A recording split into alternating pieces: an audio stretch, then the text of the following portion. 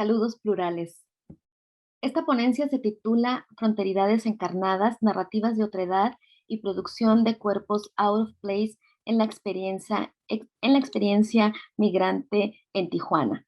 Y tiene la finalidad de problematizar los efectos simbólicos, materiales y espaciales de los discursos de otredad en un contexto fronterizo como es Tijuana, México, para lo cual abordaré por un lado la construcción de una amenaza ficcionalizada mediáticamente como es el sujeto migrante centroamericano que se desplaza en la modalidad de caravana, y por otro lado la producción de experiencias cotidianas como cuerpos out of place en torno a el sujeto migrante.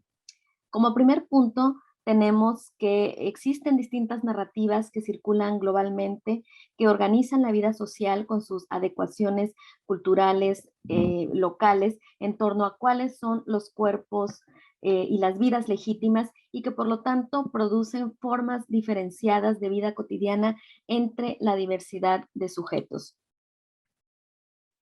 Como primer punto, queremos ver a qué nos referimos con narrativas y particularmente con narrativas hegemónicas.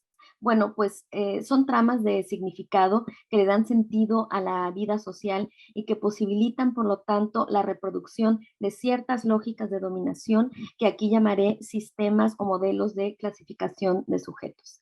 De esta forma, las narrativas dominantes devienen de procesos históricos, sociales, políticos, económicos, que son coloniales, patriarcales y capitalistas.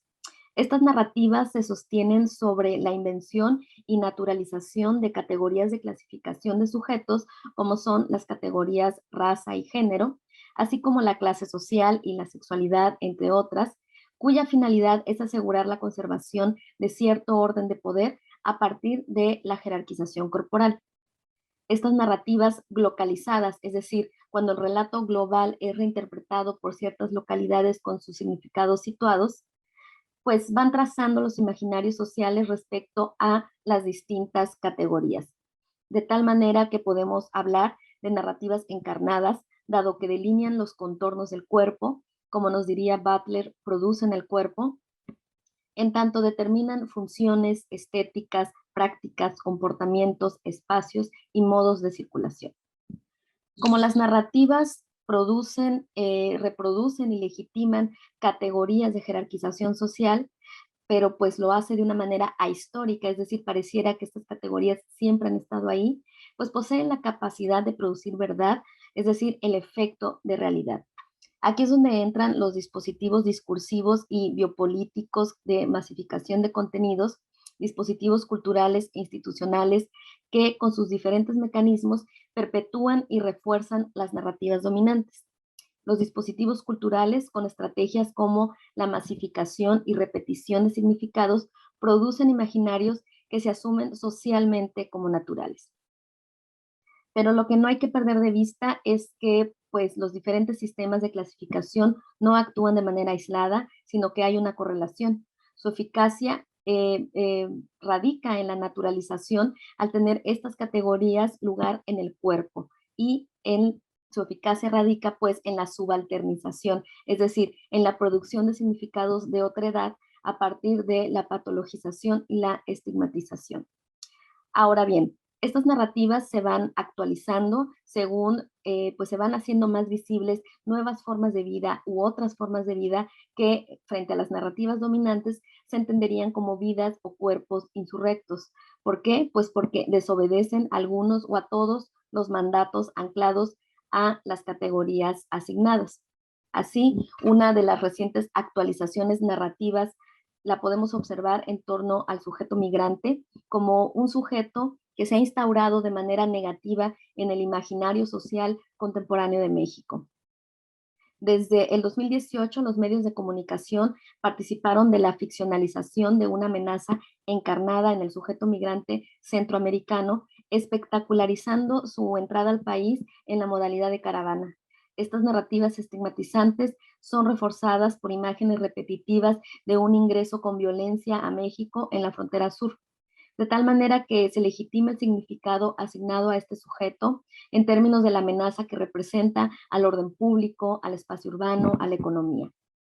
Uno de los efectos visibles de estas narrativas mediatizadas es que cualquier sujeto cuya estabilidad parezca verse amenazada podrá convertirse en vigilante del sujeto migrante, es decir, cualquier persona es libre de ejercer una vigilancia sobre el sujeto insurrecto e incluso puede transformar esta vigilancia en sanción. Y en Tijuana así ocurrió. En el 2018, cuando llegó la primera caravana migrante con personas provenientes de Honduras, Guatemala y El Salvador en busca del proceso migratorio que les permitiera asilo en los Estados Unidos, el entonces presidente municipal de la ciudad dijo explícitamente, los derechos humanos son para los humanos derechos, reforzando con esto que la condición de migrante indocumentado le despoja al migrante de la posibilidad de ser humano, es decir, deshumanizándolo. Como efecto de esta narrativa de otra edad, pues emprendieron acciones en contra de la caravana, como desalojar de la delegación de playas de Tijuana al primer grupo de la caravana que llegó y que además estaba conformado por personas migrantes LGBT. Y más adelante un grupo de personas de Tijuana se movilizó en contra de la caravana, enarbolando un discurso muy parecido al de Donald Trump hacia los migrantes mexicanos, en términos de decir que todos son delincuentes y que por su presencia hay inseguridad. En ese mismo tiempo, pues muchos medios optaron por comparar al migrante centroamericano de las caravanas con el migrante haitiano, que asimismo arribó a Tijuana años antes, en términos esta comparación del buen migrante y el mal migrante, siendo el migrante centroamericano el mal migrante. Estas narrativas estigmatizantes y discriminatorias producen itinerarios experienciales en las personas estigmatizadas que llamamos out of place, como cuerpos pues fuera de lugar, lo que alude a un sentido de descolocación, desorientación, de no ser bienvenidos y bienvenidas. El cuerpo presentado en el espacio público es recibido con hostilidad, aun cuando no haya en apariencia ninguna restricción para poder circular en el espacio. Su circulación, pues, es inhibida por las interacciones que recibe, las interacciones hacia su presencia, que son miradas, acosos, insultos, agresiones.